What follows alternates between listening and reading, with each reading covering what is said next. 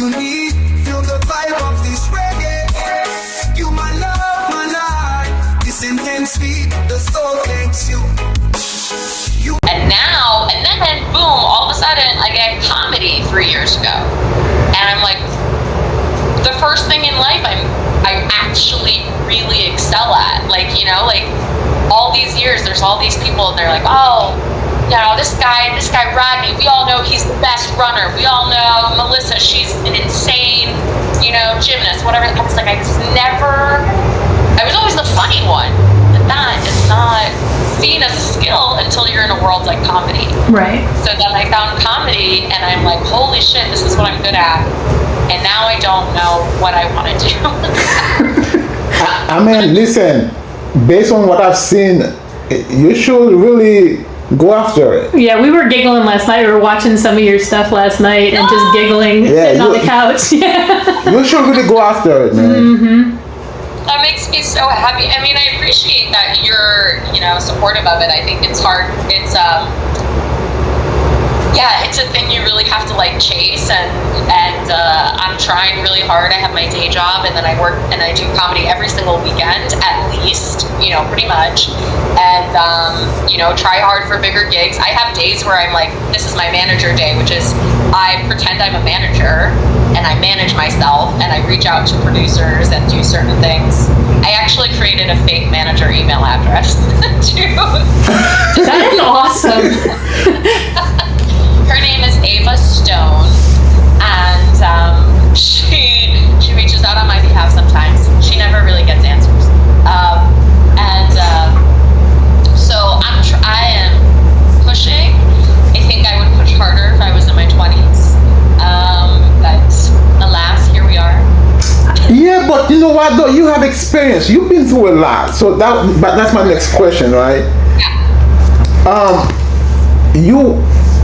You were a funny lady, but you didn't push the comedy until 2022 after you were diagnosed with cancer. Yeah. So tell us about that. So I got diagnosed with breast cancer, and I was, it was during the pandemic, so, you know, wasn't allowed to take people to my treatments. You know, sometimes you go in with family and whatever. Couldn't do that. Lived alone in a studio apartment. My boyfriend would come see me, but and I had a lot of family that came and saw me sporadically, but we had to be super careful.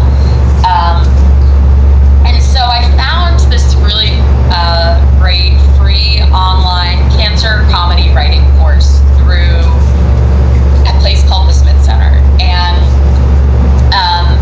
started going on these online sessions and writing with these people and just laughing at how funny it was. I had also lost my dad to a different type of cancer 9 months before I got diagnosed. So I was just really stuck in the grief. Like there was, you know, and there was no way to process a lot of it. My dad died a week, maybe a month into the pandemic. Couldn't have a proper funeral, you know, all the things that like help you process and feel healthy about certain sad things. Couldn't really have. And so after I finished chemo, I was still going through treatment, but I finished the hard part, right?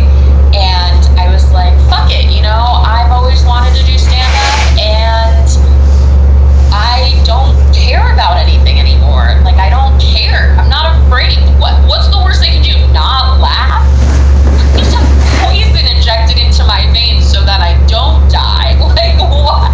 This is crazy. So just I went to a show to watch, right? Got introduced to this really nice guy, Angel, who's now a really good friend of mine.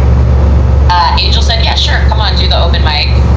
And went to one, couldn't get on, went to another one, got on, and honestly, like, had a great time, killed it. And they laughed at my dead dad jokes, and they laughed at my cancer jokes. And I couldn't stop smiling, and I hadn't smiled in a really long time. Like, to the, you know, when you're like, holy shit, I have muscles back here, like, I forgot. The pandemic was just so sad, right? Yeah. It was just, you watched the world burn, or you watched your family, something happen. It was just so horrific. And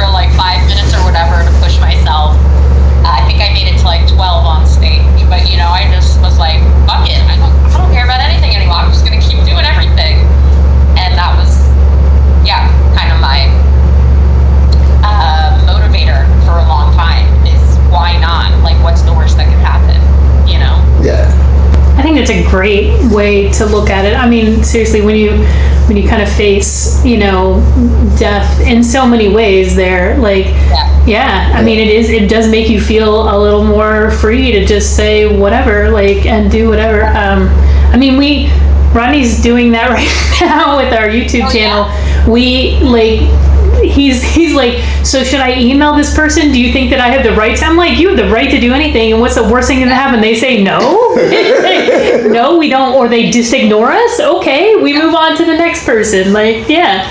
I mean, I try to contact local people as well as other people too. Mm-hmm. But we're in the DMV. I'm like, if you are a smaller comedian, smaller artist, and I'm a smaller YouTuber, let's get together and try to build this together. Right, you know right, what I mean? So, let's get together and get even smaller. Yes, exactly. Yes, yeah.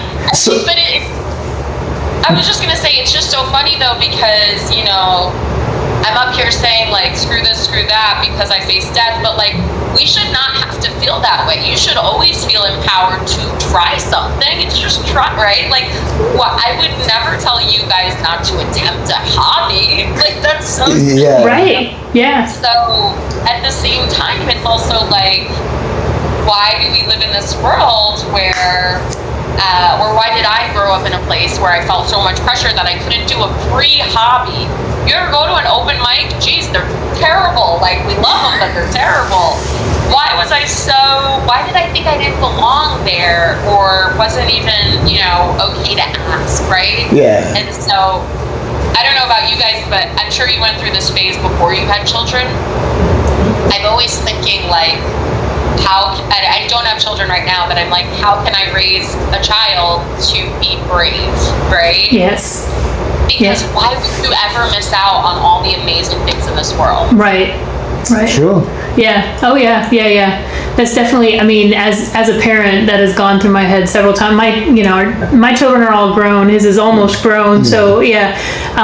But absolutely. And sometimes, I see them hesitate and I feel like I've failed because, they're hesitating, and I'm like, just go with it, take that next step. Just, be brave. My son he got a promotion in December, but it was a new company. It's a startup company, and he was like nervous about, should I even apply? And I'm like, yes, apply. He's like, well, I've never done that before. I said, I don't care. Like, what's the worst thing that happen? They say no, you still have a job, you're good. Yeah. Like, just go for it. Don't. And the truth is, you probably, like, just as a numbers game, you probably will not get a reply. Right. Which means you don't have to confront anything. Right. Mm-hmm. Yeah. Oh yeah.